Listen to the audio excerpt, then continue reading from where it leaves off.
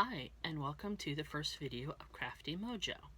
Today I'll be showing you how to do off-loom single drop peyote stitch. I'll be covering beads, thread, needles, how to read patterns and word charts, and of course the stitch itself with a really cool trick that I wish I had known when I was first learning that makes adding that third row so much easier. Examples of things that you can do with this technique. I have a bail on this pendant here that's just a loop tied, just threaded to itself at the ends. There's also more complex things like this Barrett. It's a free pattern I got from Ty Wolf Oddities. He doesn't have those available currently, but check him out. He's, as you can see, he's good. So the beads I normally use are these 11-aught Miyuki Delicas. Miyuki is a Japanese company. Delica is the line of beads that they run, that they make, or is one of the lines that they make. They come in the smallest being 15-aught, 11-aught, up to at least 10, and I'm pretty sure they also do an 8-aught. You can use different brands, different sizes. You just want them to be all the same size within the project that you're working on, and you're wanting the ends to be straight. Normally, when you pick up seed beads in the craft store, they'll be rounded on the ends. You don't want that. You want them to be straight so that they fit together nicely. These particular beads are from JaValle Beads, and I like getting stuff from her because she's inexpensive. Well, she actually runs about the same as firemountaingems.com, but when you can get a little packet of 1 gram, it's 200 beads about. Instead of, I think the smallest that Fire Mountain sells is 5 grams. If you only need a little bit, it's a really great deal, and a little packet like this is about 50 cents. So it's a really nice option if you are just wanting to try it out and play with it. Other beads you can use, Toho Beads is another Japanese seed bead company. They do nice stuff. I like the Delicas because they're very uniform in their size. Occasionally you'll find an oops that you have to throw out, but mostly it's just stitching away. As far as thread, I normally use fishing line, but I use the polyfilament as opposed to your normal monofilament. I like this Fireline by Berkeley. You can pick it up at most sporting goods stores. You might want to call ahead because, like I said, this is by Berkeley. Some places get company specific, sort of like Pepsi versus Coke. I'm in Atlanta, Georgia. The best place around here to get it is usually Dick's Sporting Goods. Bass Pro Shop also carries it, and it comes in smoke and crystal, black and white. So whether you're using light color beads or darker beads, they've got you covered. And a 125-yard spool like these runs about 15. And then if you want a 300-yard spool, I think those run closer to 30. But even the 125-yard spools last forever and a day. So it's not as expensive as it might at first sound. Oh, I forgot to mention on JaValle Beads, if you really get into it, she has a membership deal, $29.99 a year. You get some free beads. It depends. She changes it up each year, so you know, if you keep on going, you'll get different beads each year. But most importantly, is from my perspective, you get free shipping. And that's from the day you sign up, not the calendar year. So you really do get a full year of the free shipping. Plus, hey, free beads. And if you sign up for that, tell her that Monica Jones sent you. I don't know if I get anything out of it, but she does really great stuff. Let's see. Oh, and on the fire line, that will dull scissors really easily. So you'll also want to pick up a pair of polyfilament scissors. They are serrated on down one side. These will last a lot longer and not dull on you. Also, you don't want to use the monofilament. A couple of reasons. One being that it degrades over time. So 10, 15 years down the road, your project is just going to fall apart because the thread has decomposed. Another is that with monofilament, when you cut it, the end splays out and you'll never be able to get that through a needle. With polyfilament, it'll spread a little bit, but if you just run your thumbnail down along it a couple of times, that flattens everything out and it'll go onto a needle just fine. So that covers thread. Needles. I usually use, this is my go-to needle. If you can see the eye on this thing, it's kind of small. This is, if I remember right, it's a size 10 beading needle. That makes it thicker than a size 11. But if you're making a lot of passes through things, you'll want the size 11 because it can get into smaller spaces. With the 10, even though it has a really small eye, you can get what they call big eye needles, and they the eye actually goes most of the length down the needle, and you can just put your thumbnail in to spread it out and put your thread in just fine. Okay, so patterns. Now, a lot of times you'll find stuff on the internet and it might look like this. It's got your bead legend, a general picture of what it looks like. This is a cuff bracelet from Lost in Paradise Design. She does fabulous work. Go check her out, lostinparadisedesign.com. And then there's a word chart, a bead chart and a word chart. That's a bit much and overwhelming for a beginner, so let's look at something simplified. This is something I put together in Bead Tool. It's a beading software program. It's pretty good. Keep in mind when you're using it that the fellow who wrote the program is not a beader himself, so there are some odd kinks in it. For example, when you're looking at the pattern, it says that this is only 3 rows long when clearly it's 6. Can't see that from over there, but in the word chart it says 6. But if you were just looking at the pattern within the program, it declares it's 3 rows.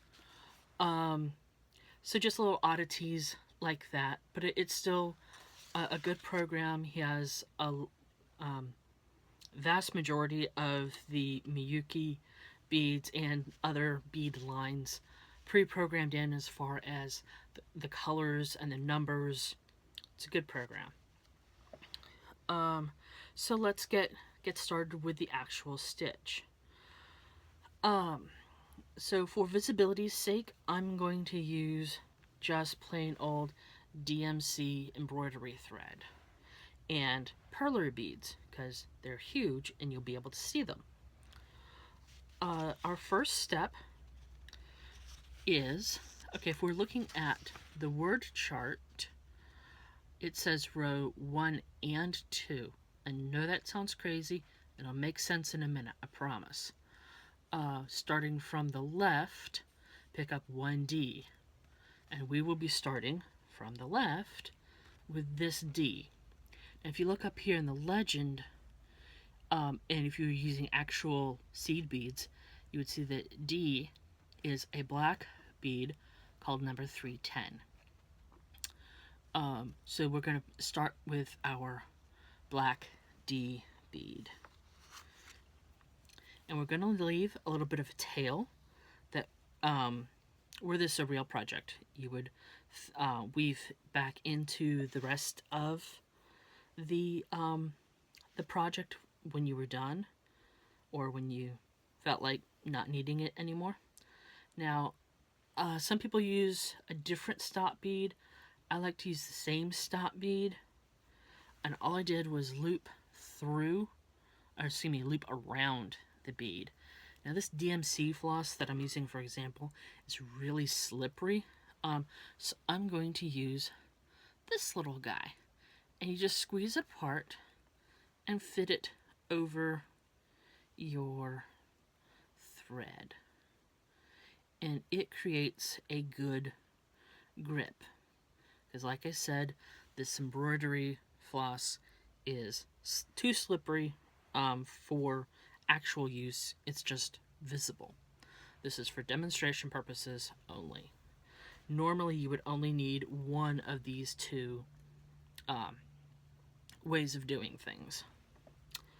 So our next bead, because we are doing rows 1 and 2, we started here with D on our second row. We're going to come up to the G here. If you look down here in the word chart, it's D, G. So G is our purple bead right up here in the legend. Don't know how well you can read that on film or camera, but we're picking up a purple bead, and we will just continue to do that, going D, G, D, G, D, A. And if you can see down here in the word chart, that's exactly what it says: D, G, D, G, D, A. So we will be going back and forth with our black and our purple until we get to the end, and we'll use red. Now, the reason I made that last one red is to highlight which end is which. So our red end is our far right. You can see that. Oops. Here. It's that bead there.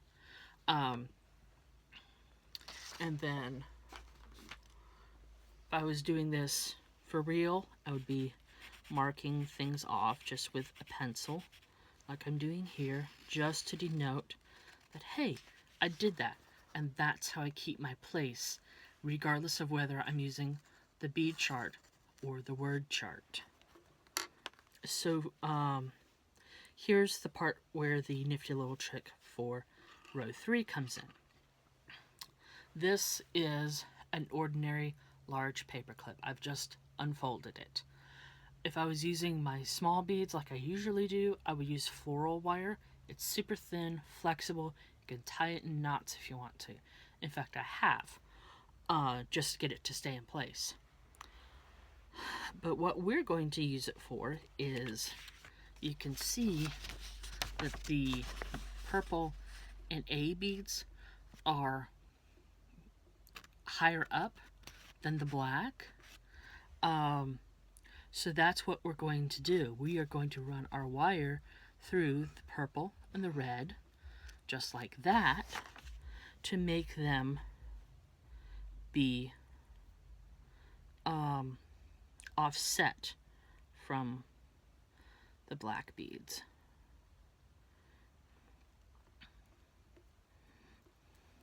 And it'll look like that. So now you see we've got it's showing up right. Okay, that's upside down. There we go. So now you can easily see that the black beads are the second row because we've got the wire running through our first row. So now we're going to come in and add our third row. Now that third row on the pattern, you see I've marked off A, D, and G. It's going to be these bright yellow B. You see up here in the chart, bright yellow is B. And down here, row 3 is 3 B beads. How well you can see that. So now we're going to add our row 3. And we're just going to come through, we're going to skip. We're just not even going to mess with our first row. We're only going to go through our second row beads. So you see, that sits right under the red.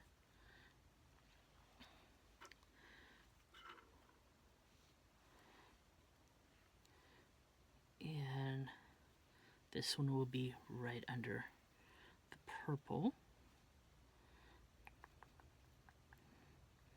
Now sometimes it won't sit parallel right away.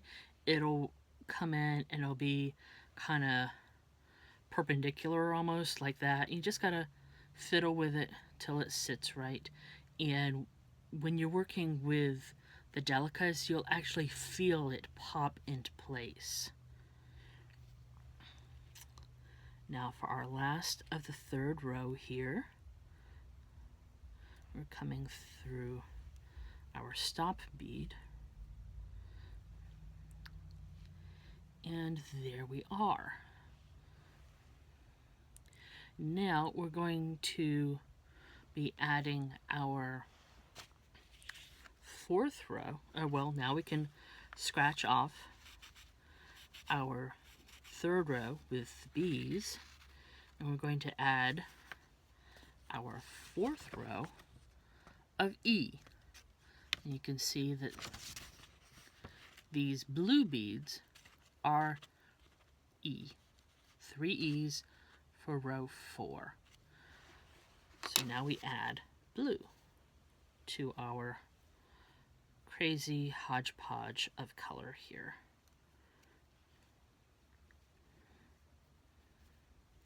And we get our tail out of the way because you don't want that to get woven into your pattern just yet. You want to do that intentionally, not by accident. Now sometimes, you see how when I went to add the blue, the yellow just jumped away like that? That'll happen. You just gotta be patient with it. And keep good tension on your line. And like I said, be patient.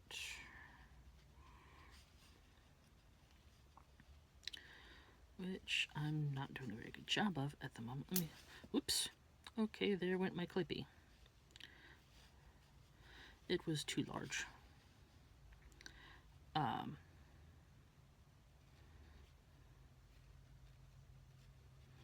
So now let's add the other two blues.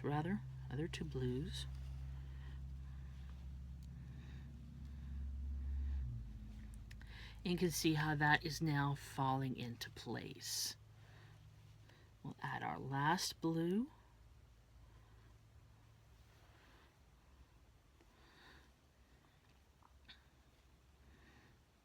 Oops. And there we are. So now we mark our blues off on the bead chart and our word chart. And we're on now to row 5, which is 3 C's. And those are these brown beads here, up here in the bead chart. So just for repetition and clarity, we're going to go ahead and do that.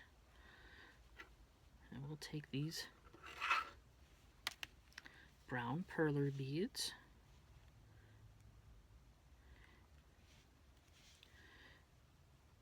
and situate that nicely. And like I said, you want to keep the tension up because that's going to help everything sit together tightly. If you don't keep the tension up, excuse me, you can end up with wider sections on your piece, and that can just look really weird when you're done. So you want to keep nice, solid, even tension. Okay, now that we've got a few rows in here, we can go ahead and take this wire out. We don't need it anymore. Okay, but we're going to keep going just like we were. We've got these browns that are popping up, and we are going to add, well, we're going to mark that off on our chart. We added the browns. Now our sixth and final row are these oranges. Like you see, they're the orange is up here as F in the legend, and F in the bead chart, and F in the word chart. So we just come back and add through these browns that are standing up.